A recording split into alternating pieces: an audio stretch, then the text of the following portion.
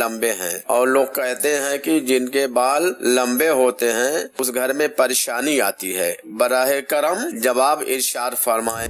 بال عورت کے تو کندھوں کے نیچے ہونا یعنی بڑھ گئے تو اب کندھوں سے نیچے، تو اب اس کو کاٹ کر کندھوں سے اوپر کر لینا یہ تو ہے ہی گناہ، ناجائز ہے، گناہ ہے۔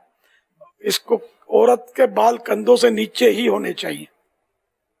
اب لمبے ہو گئے تو ان کی تو لمبے لمبے تو ہوتے ہیں، اب پریشانی آتی ہے، یہ تو کبھی پہلی بار سن رہا ہوں میں۔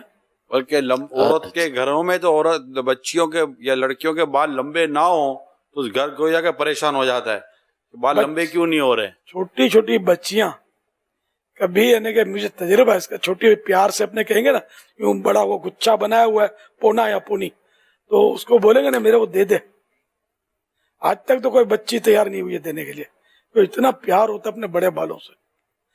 یہ پریشانی تو نہیں ہے، ایسا وہم نہ پالے، نو پرابلم۔ جی جی